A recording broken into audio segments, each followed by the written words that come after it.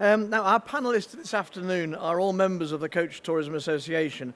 The CTA was set up 30 years ago to bring the coach tourism industry together and to promote travel and tourism by coach.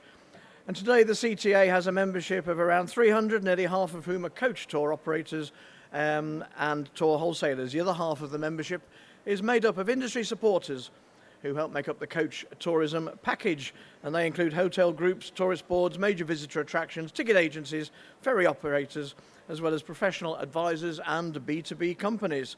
So on our panel today, on the far end on the right, we have Robert Shaw, who is the chair of the CTA. Good evening, sir. Hello. Good afternoon. Good afternoon. And director of Coventry-based coach operator Harry Shaw. Second from left is Jennifer Cormack, Sales and Marketing Director with Windermere Lake Cruises. Hooray, the Lake District.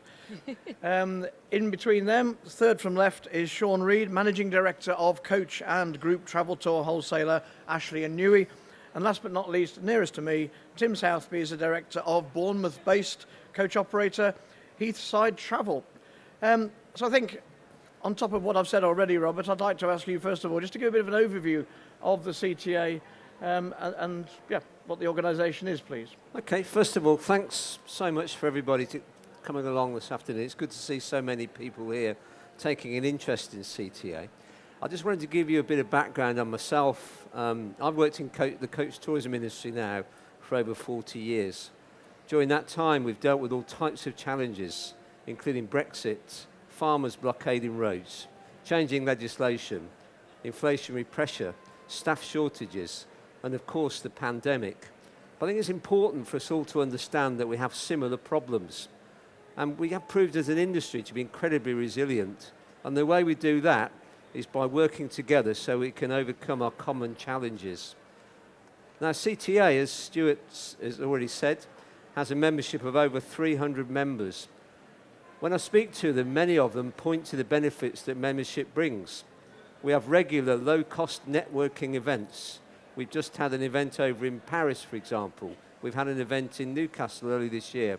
And everybody seems to have had a great time and also learnt a lot, met a lot of people and brought business away from it. Our annual workshop and conference is a chance for suppliers to meet up with operators at one-to-one speed networking appointments. I think there are over 350 appointments this year. So if you're a supplier thinking about membership, think about that. Think about how many people you can come and see in a short space of time. It really is great value. You can also use the CTA logo, a huge endorsement for your business. And for operators, there is a live link to your own website via welovecoaches.com, the CTA's consumer website, exclusively for CTA operators. There's also the opportunity to promote products through CTA's e-bulletin website and social media. But I think, apart from all that, the real proof of our popularity is that CTA influencer membership is actually growing, and we're regularly asked for comments and views by the media.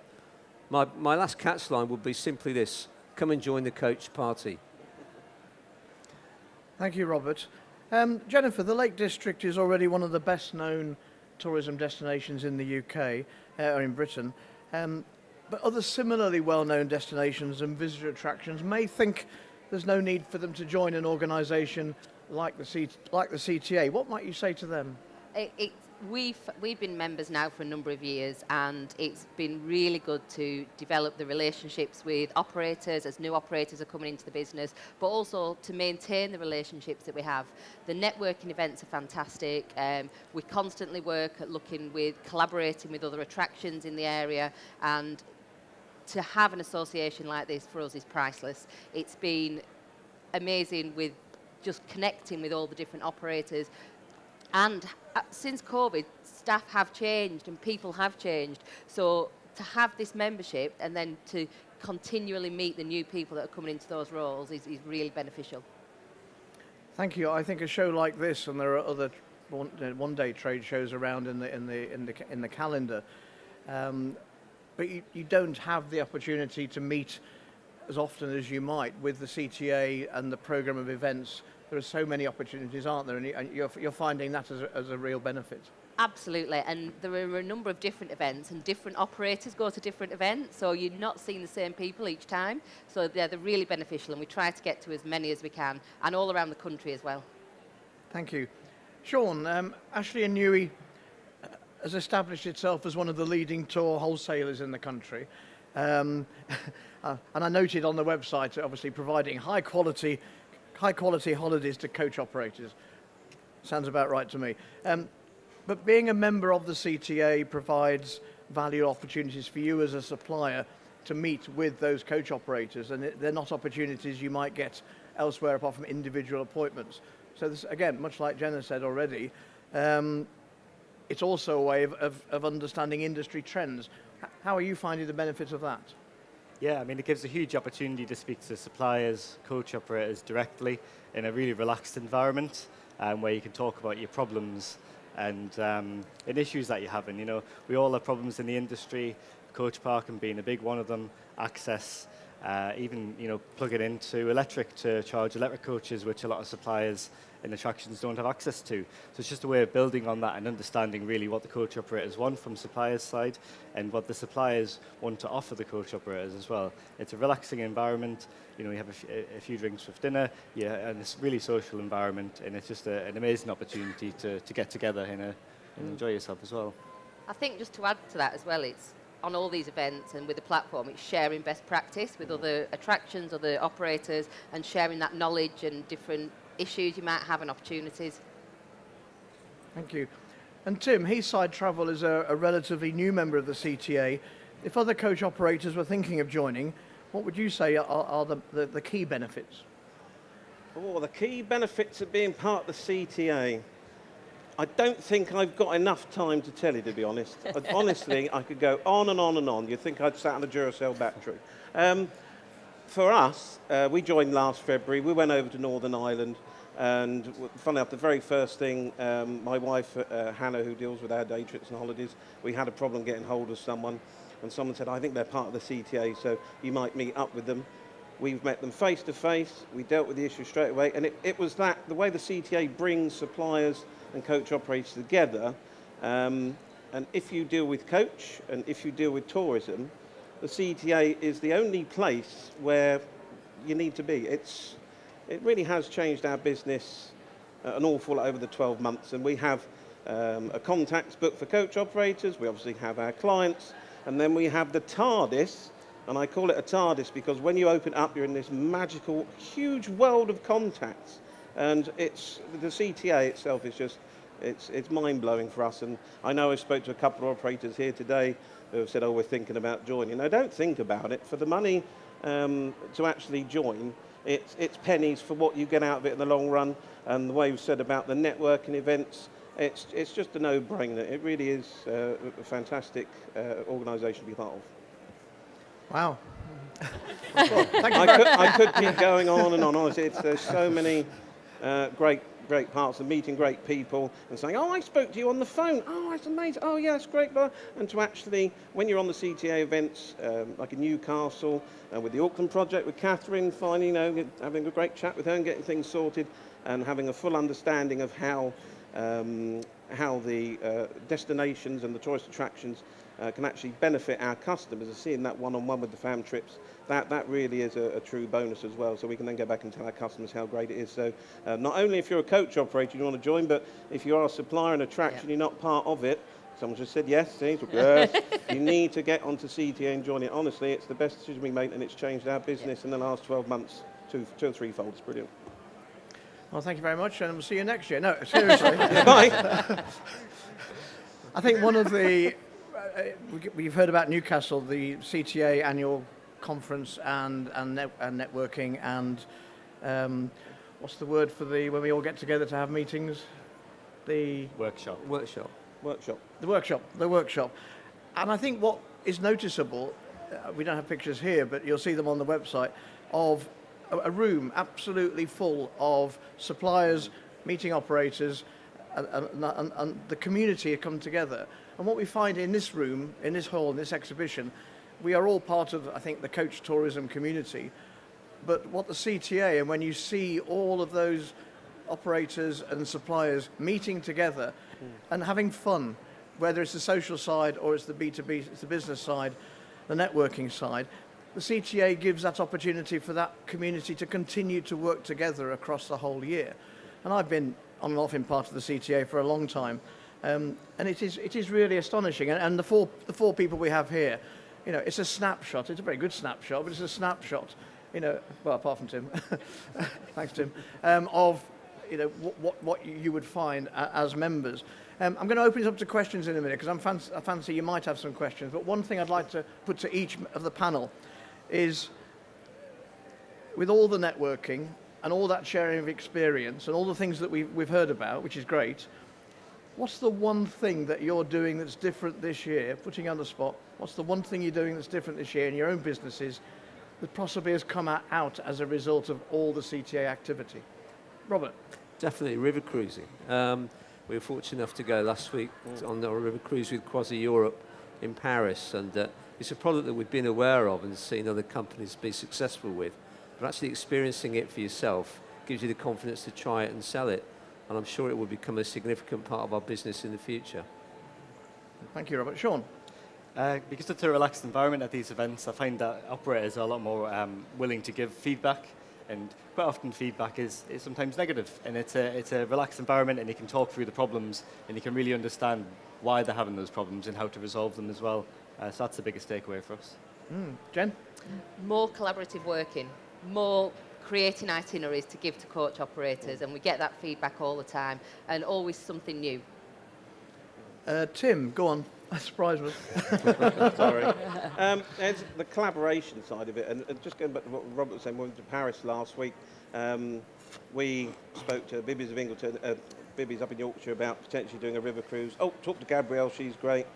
They got Gabrielle onto us, and then of course CTA had their event in Paris, and the bonus of going there and actually having it, you know, a one-on-one experience of what our customers have, and to be able to go back and actually tell our customers. So being part of the CTA a year ago, if someone rang up and said, "Oh, we're going to go on your river cruise, what's it like?" And they go, "Oh, it's really nice. Yeah, it's 3-4 star and all this." But now we've actually done it. That's been the real benefit of us, is actually going to these places and having these fam trips and understanding it from the customer's point of view, and obviously meeting fine people like the people to my left. That sounds good. Right, I'm sure we have a question from the floor. If you'd like to ask a question, we have a roving microphone. Please wait for the microphone to come along. I think while you're thinking about that, because this always happens, one of the things that I think we all think is that we know about everything that's going on in this community of ours, all the different exhibitors. I understand there are something like 40 or 50 new exhibitors here. It sort of means that we've lost a few as well, but you know, things change. And so coming to a show like this, and then being part of the CTA, we have new members joining, others will leave because circumstances change. And so it's never stationary, is it? The CTA and the membership, you'll turn up at an event, "Oh, hello, have you just joined?" Oh, and you learn about all these new experiences. And as Robert says, you know, we know about, in this case it was Quasi Europe in Paris on the Seine last week. Absolutely astonishing opportunity to go and see what Quasi has to offer. And Quasi's been a CTA member for some time, but not everybody, as Robert has said, has had the experience on river cruising. It was a really good event, and all the places that CTA goes through the year, there is quite a significant program of events and activities dotted around geographically. We were in Devon not so many weeks ago, it seems, and you discover all these different areas and places and suppliers. And the communities, tourism communities in those areas always come out, and they're just magnificent in the way that they come and support. Robert, explain how important that is to everything. Well, it's absolutely vital that everybody gets together at these events, and it's crucial that you get the chance to experience places. I mean, I've never been to Exeter, to be very honest, so we were there in November. We were able to explore the area, see what was there, and talk to local suppliers, which give us ideas for itineraries, etc. So that kind of side of things. But it's also important to talk to other operators while you're at these places. Because as I said earlier, we've all got the same experiences. We've all got the same difficulties. We've all got the same challenges. But it's good to see and talk to people about the way they overcome them. And that's always the benefits of being in an organisation. It's less lonely, you know, when you're in the party. Jen, I think for an attraction, from an attractions point of view, a lot of fam trips are usually for operators and coach operators to go as an attraction to somebody else's attraction. We never get to do that very often, or we want to, but we don't have the time. And it's really good to see how other operators are working. So from attractions or hotels' points of view, I think that's really important and really, really beneficial. and I guess for everybody, seeing what others are doing in the same sector of coach tourism, group travel, is in the end is going to be good for improving what you do, or picking up on new ideas, or sharing best practice. You see some of that around here. I must admit, this does sound as though this is the CTA is the best thing since sliced bread. It's doing quite well. I think I need to just, unless we have a particular immediate question, I'm quite intrigued to know. Not everything is great. And I'm just wondering, say, Robert, what's the biggest challenge you're facing in this industry at the moment? Well, first of all, Stuart, the biggest thing since sliced bread is sliced bread, isn't it? Yes. So anyway, what's the biggest challenge, in the industry? What's the biggest challenge you're facing in coach tourism? And it's going to be drivers, or it's going to be the expectations of customers changing. Can we just pick up on that briefly? I think primarily it's coach tour drivers, or the dearth of them at the moment. They're very difficult to find. And it's very difficult to find coach tour drivers who've got the experience and knowledge to take a coach to Europe, for example. And that situation isn't going to change. We're just going to have to get used to it and adapt to it, really. But that's our number one challenge. I mean, actually the work is out there, which is great news for everybody in the room.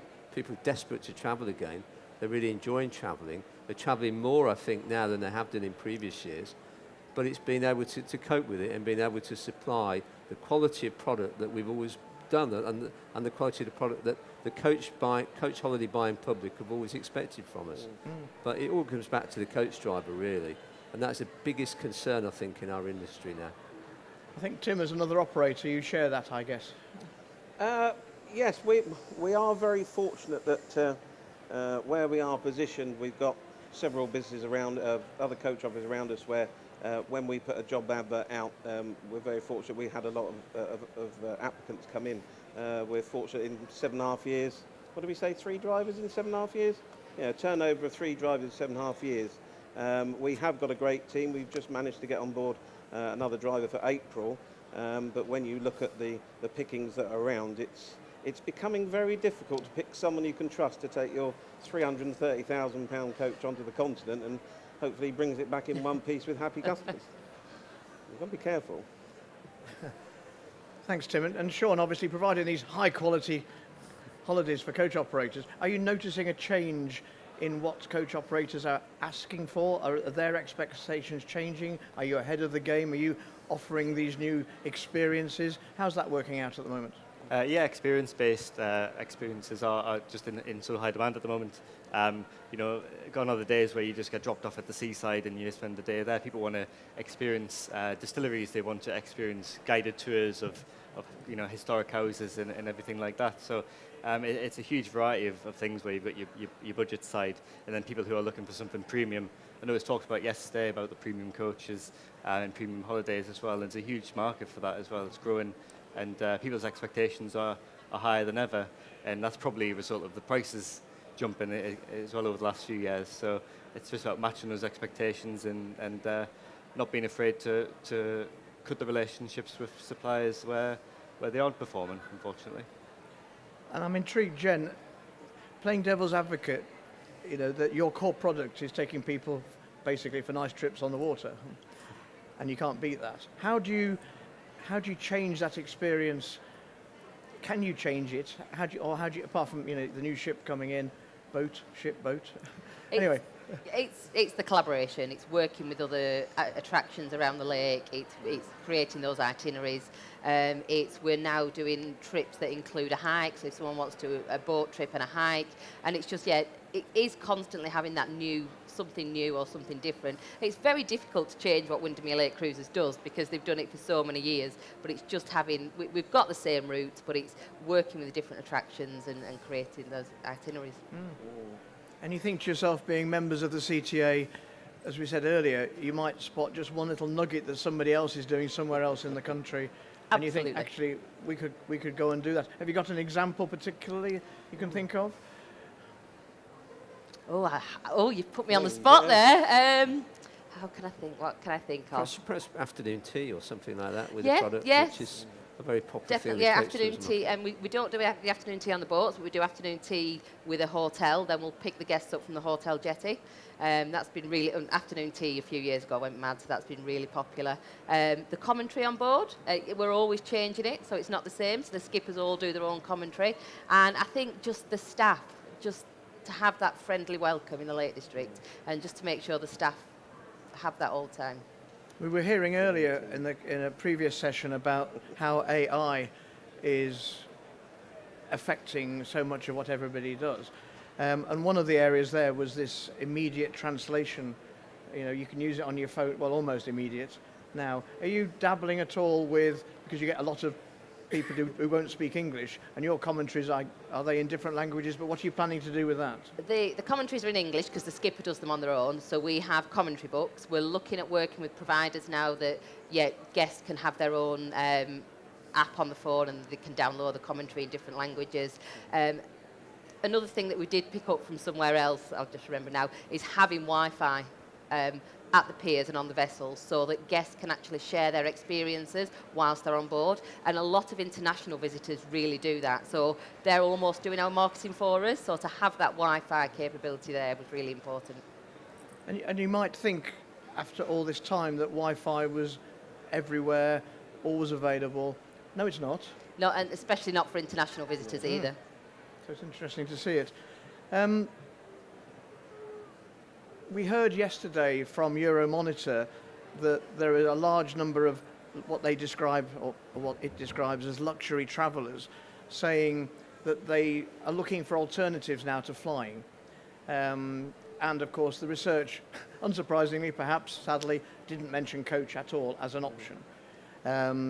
Because coach is quite a challenging description. Do they mean express coach services like Flixbus or National Express? Do they mean private hires? Do they mean organised tours, scheduled brochured tours? And we were trying to say to them, well, how do you encourage more people to look at coach as an option, either for domestic travel or for just going, into near Europe? So we've got exhibitors in the show today from Wallonia, southern Belgium, and from Flanders, and one or two other destinations out of the UK. And you think to yourself, right, are we at the point? There was no indication in the research that the issue of sustainability and the positive green credentials of coach travel was being picked up by anybody really as, there's a trend to now look at that. Robert, how do we sort of pick up on that at all? Well, I think, Stuart, you have to remember, even, a lot of people, whichever way they go on a holiday, they end up on a coach. If they go on a cruise, how do they get to all these places you're going to visit on a cruise? They get on board a coach. If you come to the UK on a sort of tour around the country, how do you do that? You don't fly around, do you? You get on a coach anyway. So it's a bit of a misnomer to say that coach travel isn't appealing to luxury travellers. It already is. You go on an all-inclusive 6-star cruise, you end up on a coach going to see the places that are attracted you to book the cruise in the first place. So actually, I don't think there's much need to do that. But we're not very good in our industry at getting the green message home, are we?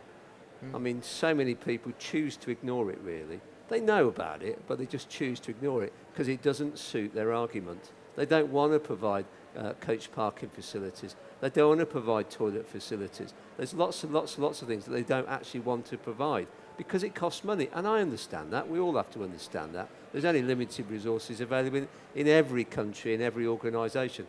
And the way they choose to spend that is down to them. But when we're spending the kind of money that we are in this country at the moment on things like cycle lanes, etc., I think there is a valid case to say that we should be spending some of that money on encouraging people to travel on coaches. And we certainly aren't, because perhaps our PR isn't good enough. But we should be encouraging more and more authorities to engage with us and learn about the benefits of coach travel. It's a very good point. I think it always frustrates me when you see all this research coming out and coach, for whatever reason, isn't flagged up in the way that if you were to look at the Confederation of Passenger Transport, even CTA own statistics, when it shows where coach sits in your emissions chart, and it's always up there with, was it straight after cycling and walking? Yeah. and we're not seeing that anywhere else. And I think you're right. You know, as I know the CTA isn't a lobbying organisation. Is there a move at all to try and do more down that road, or the CTA scores in terms of the personal relationship building, B2B, networking, social, that's the core of the CTA? Yeah, well, it is networking, but we frequently get asked for comments by the media on certain things. And, you know, I will always attempt to get the green message over because it suits our argument. And it's an essential part of the reason why we should be encouraging coach travel rather than demonising it, which certain local authorities seem to be doing. Do we have any questions? Lady at the front here. Wait a minute. There you go. Okay, sorry if I say this wrong. Just going back to like coach companies and everything. Okay, this goes back all the way to when we was actually back in the lockdown and things like that. And you know what I'm going to say here, going back to like when the government was giving out the money, and it was going all the way back to the recognising the buses, but then there wasn't recognising the coach drivers, and the coach drivers totally just got ignored. I know this because my son was actually as coach driver, and it just totally just got ignored. And at the time, it was just, all the government was saying was buses, buses, buses. There was nothing at all about coaches. And then there was the protest with coaches running by government. So they would say, like, hello, we're here. And then obviously after that, like you were saying about the run-up for like coaches being there. So then obviously attractions are doing more to say, you know, spending money on, changing places, on different things. And as you see, you know, you go to different places and you can see for yourself, money is being spent. On a small scale, obviously, you know, they only can do a little bit, but, you know, it depends business for business what you can actually do. But yeah, that's just what I wanted to say really. Okay. But yeah, thank you. Thank you. Lovely. Any other points or questions? If not, as we are closing on time, I'm going to ask each of our panellists just to, I think we sort of, to summarise, I think we know where we're going with this, the real benefit. What's the biggest single thing you've got out of being a member of the CTA, and how's that going to influence and help you going forward? So, Robert, sure. Well, there's so many ways you can answer that, aren't there? But you want a bullet point, really, don't you?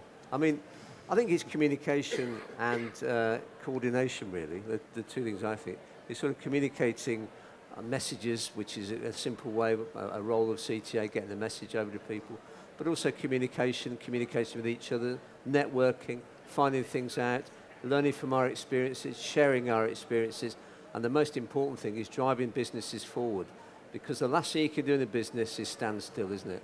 So if you can learn from the CTA, learn from your fellow operators, it might help you drive your business forward, might help you predict a future trend, and in the end, it might help you make more money. So that's all I'm going to say. Thank you, Robert. Sean? I'd say relationships. Looking around the room, there's people here I've known 8 years in the CTA, and I see them 4 or 5 times a year, and it's just really important to have those relationships and build on them, and you can really trust these people that you meet. We've known each other for a long time now. And it just makes it so much more interesting and special, because when you have a problem, you can talk to these people openly, and you can try and resolve it yourselves, and it becomes a big discussion, which is really helpful. Thank you. And Jen? Exactly what he said. No, it's definitely the relationship building and maintaining those relationships. And it might sound strange, but we're industry friends. We're not just industry colleagues. And to have that friendship with the operators and that openness, and to be able to say this isn't working or that went wrong. And if you've met someone face to face, they're not a faceless email.